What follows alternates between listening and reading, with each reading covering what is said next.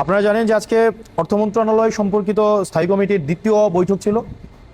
অর্থ মন্ত্রণালয় সম্পর্কিত স্থায়ী কমিটির প্রথম বৈঠক হয়েছিল 26শে জুলাই 2026 সালে, আর আজকে ছিল দ্বিতীয় বৈঠক। প্রথম বৈঠক যখন হয়, প্রথম বৈঠকে আপনারা জানেন এই কমিটিটি খুবই একটা গুরুত্বপূর্ণ একটা কমিটি। প্রথম বৈঠকে সরকার দলীয় কিছু সদস্য এই গুরুত্বপূর্ণ মিটিংয়ের এজেন্ডা বা আমাদের স্টাডি ম্যাটেরিয়াল আগে থেকে প্রোভাইড করা সত্ত্বেও প্রথম মিটিংয়ে এসে বলেছিল ওনারা প্রস্তুতি নিয়ে আসেন নাই, মিটিং টাইম কমায় দেওয়া হোক, দ্রুত করা হোক, এবং এক ধরনের তাড়াহুড়া ছিল এবং প্রথম মিটিংটা এক ধরনের 1 ঘন্টার মধ্যে একটা আনডিসকাসড হাফ পার্শিয়ালি ডিসকাসড অবস্থায় মিটিংটা কমপ্লিট করা হয়। তো আমরা প্রথম দিকে মেনে নিয়েছিলাম যেহেতু প্রথমবার মিটিং ছিল। আজকে দ্বিতীয় মিটিংয়ে এসেও আপনারা দেখেছেন আজকে দ্বিতীয় মিটিংয়ে আমাদের যে এজেন্ডা ছিল, আমাদের গুরুত্বপূর্ণ এজেন্ডা ছিল আজকে প্রথম মিটিংয়ের হচ্ছে সিদ্ধান্ত নিশ্চিতকরণ, আমাদের এনবিআর এর যে কাঠামোগত সংস্কারের বিষয়ে আলোচনা হওয়ার কথা ছিল, ট্যাক্স জিডিপি নিয়ে আলোচনা হওয়ার কথা ছিল, কিন্তু আমরা দেখেছি মিটিং শুরু হতে না হতেই মাননীয় অর্থমন্ত্রী পজিটিভ ছিলেন, কিন্তু সরকার দলীয় একাধিক সদস্য আমরা দেখেছি আবারই একই কথা যে মিটিং তাড়াতাড়ি শেষ করা হোক, এটা আরেকদিন আলোচনা করা হোক, আবার অন্য মিটিং আছে তাদের। এইভাবে এই মিটিংয়ের যে গুরুত্ব, আমরা মনে করি এই মিটিংয়ের গুরুত্বের সাথে এক ধরনের এই মিটিংকে অবহেলা করা। এবং আপনারা দেখেছেন আজকের মিটিংটাও 3টে এজেন্ডার কোনো এজেন্ডাকে পূর্ণভাবে শেষ করা হয় নাই।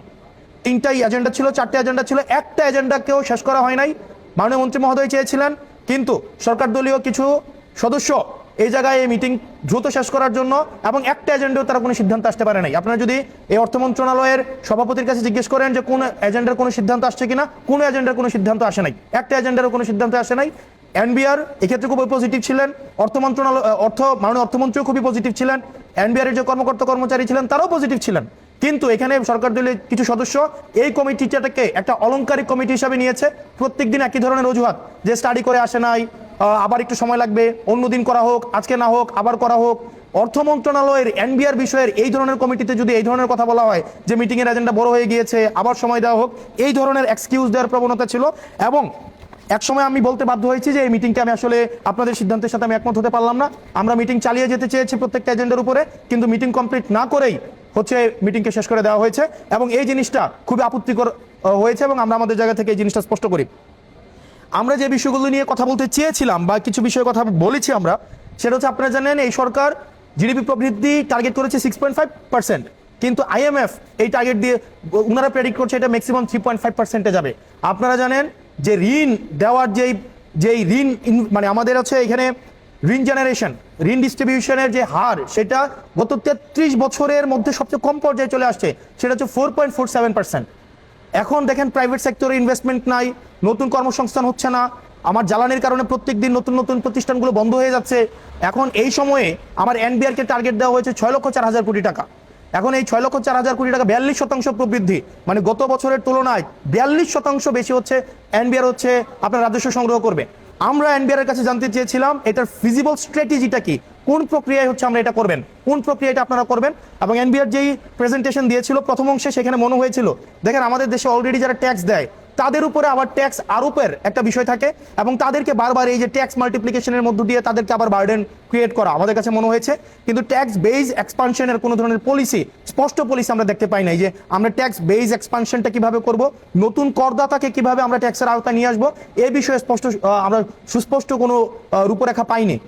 আপনারা যদি দেখেন, কিন্তু ট্যাক্স যারা অলরেডি দিচ্ছে তাদেরকে আবার ট্যাক্সেরকে আবার নতুন করে কিভাবে ট্যাক্স আরোপ করা যায়, এই বিষয়গুলো নিয়ে কথাবার্তা হয়েছে। আমরা জানি বাংলাদেশের বিজনেসম্যানদেরকে অনেকেই আমাদের এই সিস্টেমেটিক কারণে অনেকেই হ্যারাস হয়ে থাকে। আমরা আমাদের জায়গা থেকে প্রস্তাব দিয়েছিলাম যে কন্ট্যাক্টলেস ট্যাক্স পেমেন্ট সিস্টেম, অর্থাৎ বিজনেসম্যানরা দেখা যাবে কি পোর্টের সাথে এবং ব্যাংকের সাথে যেহেতু সম্পর্ক আছে, তাদের এনবিআর এ কোনো যাওয়ার প্রয়োজন নাই, এনবিআর এ গিয়ে এখানে হ্যারেস হওয়া আমাদের এটার কোনো প্রয়োজন নাই। বরং আপনারা দেখেন, এবং আরেকটা বিষয় রয়েছে দেখবেন এনবিআর, তারপর হচ্ছে ব্যাংক এবং পোর্টের মধ্যে চিঠি চালাচালির প্রক্রিয়া আছে।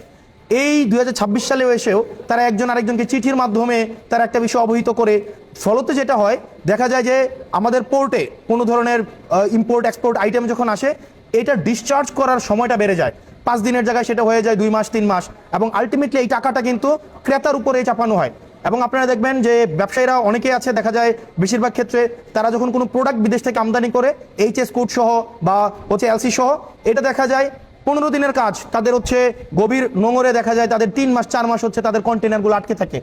এখন যখন তারা কোনো ইকোনমিক অর্থনৈতিক অসৎ উপায় অবলম্বন করলে তখন দেখা যায় সেটা আবার ডিসচার্জ করে দেয়। সেজন্য আমরা প্রস্তাব করেছিলাম এই কন্টেনারগুলোকে কিভাবে দ্রুততম সময়ে ডিসচার্জ করে দেওয়া যায়। ডিসচার্জ করে দিলে দেখা যায় যে একটা অসৎ উপায় একটা রয়েছে, আপনারা জানেন যে পোর্টগুলোর মধ্যে এটাকে যেন ডিজিটাল অটোমেটেড প্রক্রিয়ায় করা হয় এবং অ্যাপ্লিকেশন প্রোগ্রামিং ইন্টারফেসের মধ্য দিয়ে আপনার পোর্ট, ব্যাংক এবং এনবিআর এর মধ্যে যেন data exchange, real time data exchange করা হয়।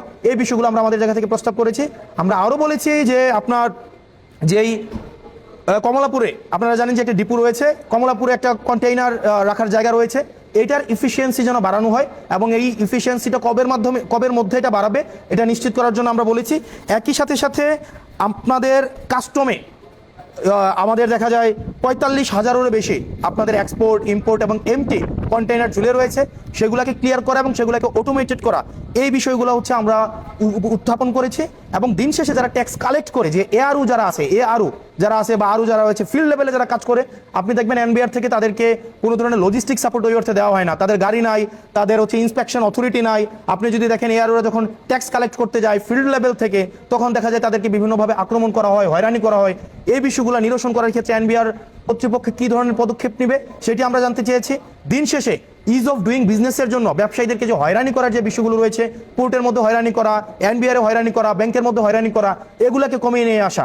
আমরা দেখেছি পোর্টের মধ্যে যদি সিস্টেমেটিকভাবে একটা জিনিস আনতে যায় 3 মাস 4 মাস লাগে, কিন্তু কিছু টাকা যদি দিয়ে দেওয়া হয়, ফর এক্সাম্পল আপনি যদি দেখেন আপনি একটা ডেনমার্ক থেকে একটা প্রোডাক্ট নিয়ে এসছেন, প্রোডাক্টটা নিয়ে এসে আপনার বন্দরের মধ্যে 2 মাস ফেলে রাখা হয়, প্রত্যেক দিন যদি $5,000 করে জাহাজ ভাড়া দিতে হয়, 2 মাসে $3 লক্ষ জাহাজ ভাড়া, তখন এই ব্যবসায়ী মনে করে আমি $3 লক্ষ এই জাহাজ ভাড়া না দিয়ে বরং $1 লক্ষ ঘুষ দিয়ে বরং আমি হচ্ছে মালটা নিয়ে আসি।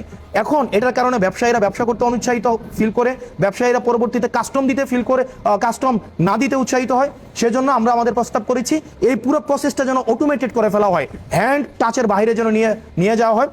আমাদের এনবিআর এর স্ট্রাকচারাল রিফরমেশন নিয়ে কথা হওয়ার কথা ছিল, এই জায়গাগুলো নিয়ে কথা হয় নাই। এবং আলটিমেটলি এই কমিটিগুলোকে যদি এভাবে ডিসফাংশনাল রাখা হয়, এই কমিটিগুলোকে যদি ফাংশনাল না করা হয়, সেটা আসলে আমাদের জন্য দুঃখজনক হবে। এবং এক ধরনের একটা হাউস কমিটি করা হয়েছিল, একই ধরনের অবস্থা, হাউস কমিটির মিটিং হয়েছে 2টা, আর বাকি জিনিসগুলো হচ্ছে সরকার দল নিজের মতো করে কোনো মিটিং ডাকা হয় না। এই অফিস বরাদ্দ বা অন্যান্য যে স্ট্রাকচারাল বিষয়গুলো রয়েছে, আমাদের এই পার্লামেন্টের ইজ অফ ডুইং বিজনেসটা যেন সহজ হয়, সেটার এই ধরনের কোনো মিটিং এখানে হয় না। এক ধরনের সরকার দল নিজের মতো করে এই সিদ্ধান্ত নেয় এবং এক ধরনের চাপিয়ে দেওয়ার প্রবণতা রয়েছে।